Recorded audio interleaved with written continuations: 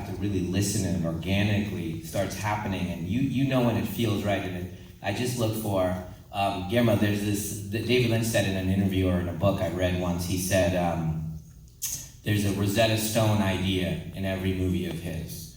And that really resonated for me, that can be a line, that can be a moment. It doesn't even have to be a moment in the final movie. It's just a moment that makes me understand the vocabulary, the Rosetta Stone of it. I understand the language of what makes this special. And I'm waiting for that moments, those moments, the Rosetta Stone moments, and then they tell me where to go. It's torturous. I mean, some are easier, some are not, and the new one I'm writing is an adaptation, actually, but it's come out really quickly, like scarily quickly. And then some are just slogging through it like Sixth Sense, and it just kept trying and trying. How's your process there, Guillermo? Well, when I write, which is the loneliest, most horrifying part of movie making, whether you're with a partner or you're writing alone, it's a little less lonely with a partner, but you still have to carry your load, and those moments is extremely heavy, because, and especially if you're not directing, it's very, very hard for me to divorce the execution from the word. I'm thinking how I'm going to solve it with camera. I know the angle, I know the gear. I break the paragraphs strangely. I'll say, she looks at dash, a space, that him, as he sits down. And I know that's a cut. I know that's a cut already. And then I can do he, then grabs, paragraph, the, grabs, pistol. I break it down in the shots on my head. But I think that the main thing about writing, somebody said if you want to write, read. And I took 3 years of screenwriting. That was one of my formative years. But I also read voraciously books, but I also read voraciously screenplays to learn the craft and to learn how to word it, to learn. And English being my second language, I never thought I would do movies in America. I thought I was going to just do weird movies in Mexico, but I had to pay a lot of debt. So I said, we'll pay you for this, and I go, okay. My first meeting was a disaster. It was at Fox, and they said, I was there to pitch for the Fly 2. And they said, what do you think about the Fly 2? I said, I don't think you should do it.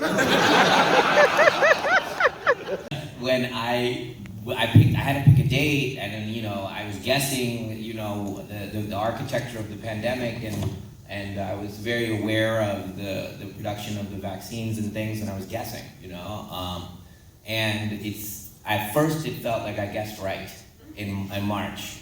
I guessed right, theaters opened up and the movie started on, I'm like, yeah, I know.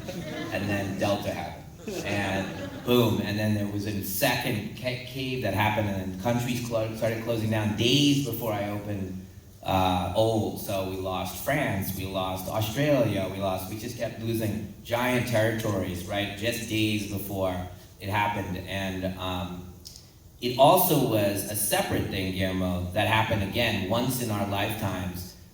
This was the summer of launching the streamers.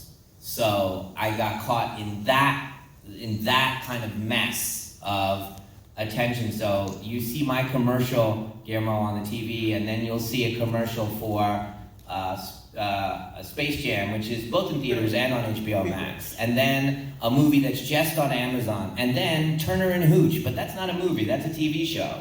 And then but the lady in Idaho doesn't know any of this. She's just seeing images, and Old is one of them, and now she's being taught the passivity of, if I have it, I'll watch it.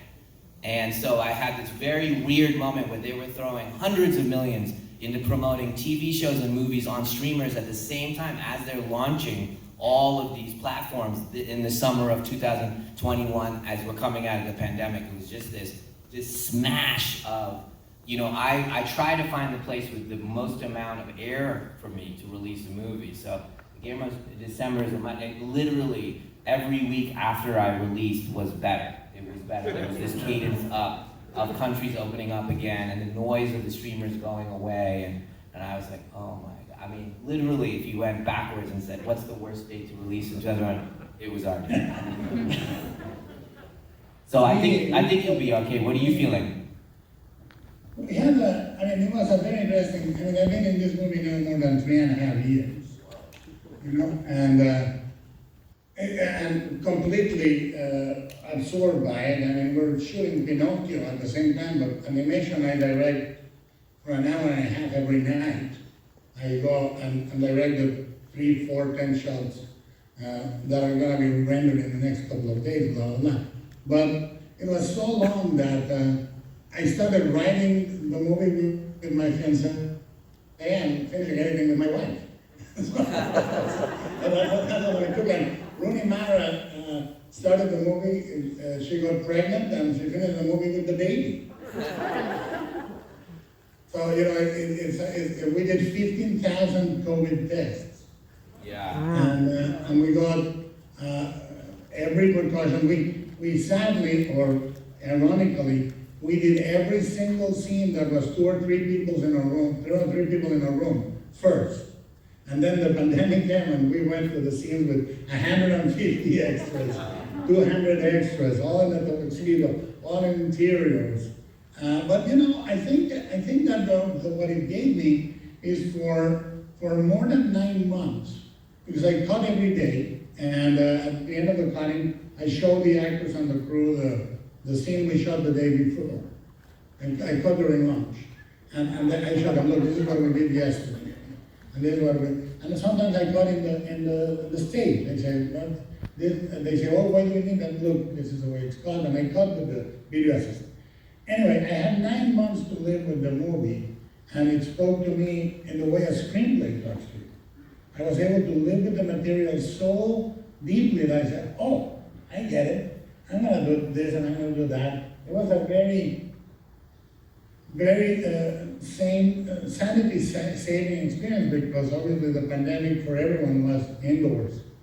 The thing that gave me hope is that the 3 things that became a completely first necessity for us, for everyone, was food, medicine, and storage. I don't think people have consumed more audiovisual stories in quantity or speed than during the pandemic. So I think we're in a very interesting time. I'm not sure that it's going to preserve, destroy, change, whatever it does. It's a really interesting time now.